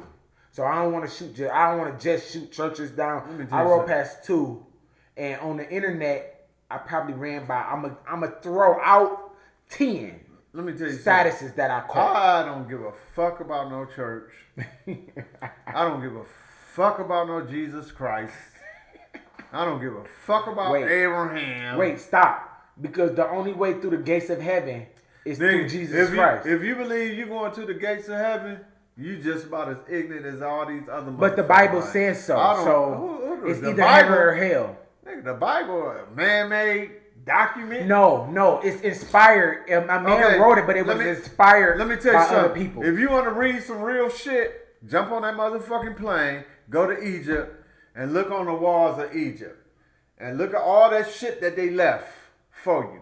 Then understand how long ago was that shit wrote. That's not real. That's 400, no, I misquoted myself. 4,000 years BC. You know what BC stand for? that's before Christ. Exactly. So But it these originated- motherfuckers telling the same story before Christ, They're 4,000 years. They're lying, Oh, Perez. and why was these motherfuckers coloring in black and shit? They just like black crayons and shit. Because they're lying. Oh, they lying? Yes, somebody Oh, did that shit. because they wanted Oh, my they God. wanted that to be stronger than Christianity. See- Christianity foresees everything, Let me every tell you other something. religion. I'm gonna tell you how Christianity got to be the top religion because they killed everybody that didn't believe in them. So They if killed you didn't, Jesus. if They you didn't killed believe in Jesus. Christianity, they killed you. They killed Jesus. No, they made up Jesus. So what you saying is a Messiah never walked this earth. I'm saying that a spiritual being that created us, spiritual being, not saying that he Christian, not saying that he a Jehovah's Witness, not saying that he a Muslim. You wanna know what I say not to people? saying I'm that sorry, he I can't keep Baptist. this act up. What? You wanna know what I say to Jesus? Ain't Last no such name was, thing. let's say if it was. His last name wasn't even Christ. I seen a Jesus name before it was on a slave ship. I know a nigga named Jesus. I He know work a nigga at my named job. Jesus, too. You know, we call him Jesus though.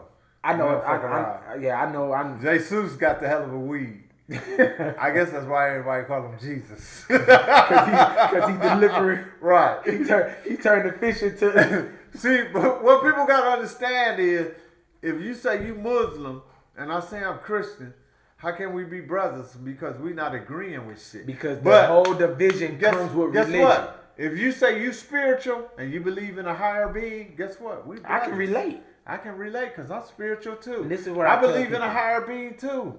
I tell people, division. Listen to the words that I use. Right.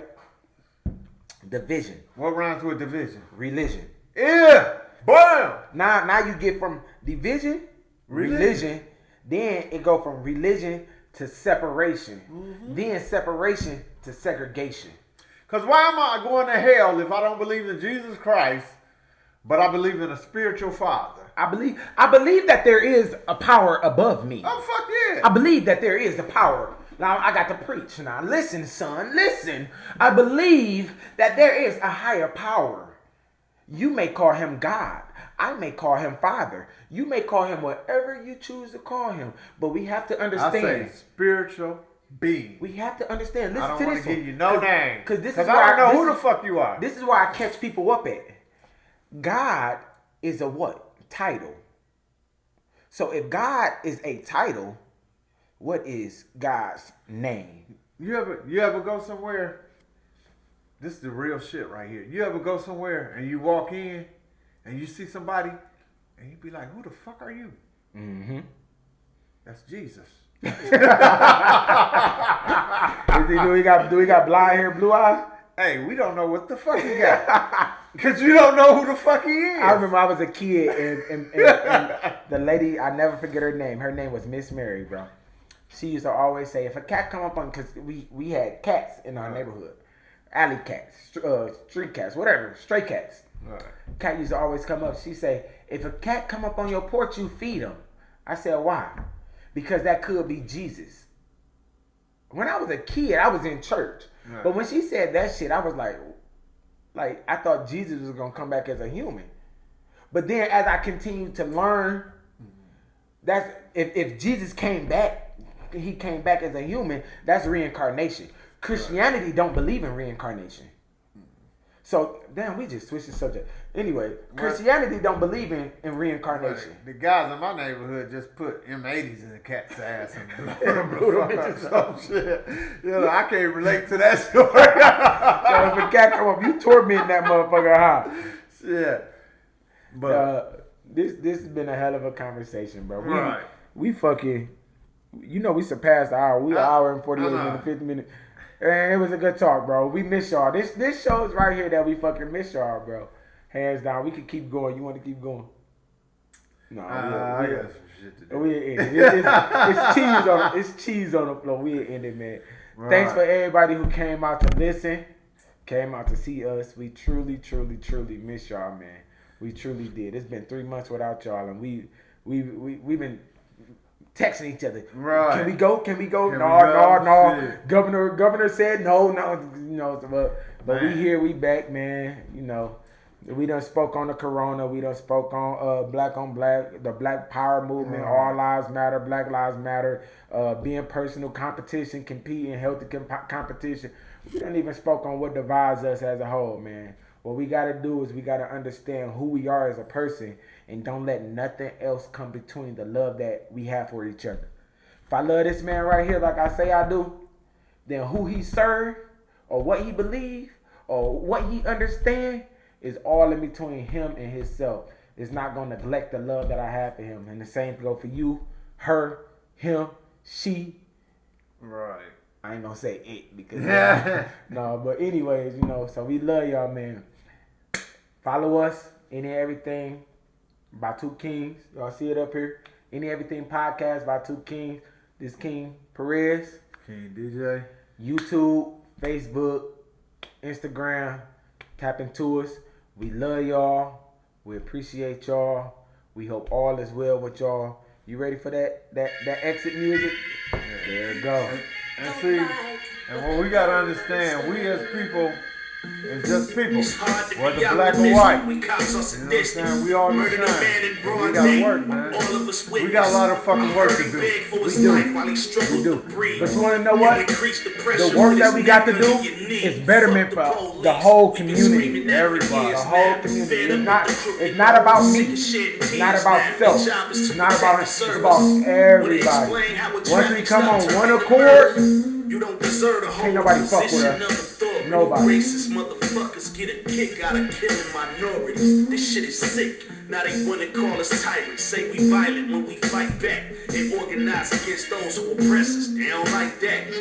We tired of brutality. We tired of brain.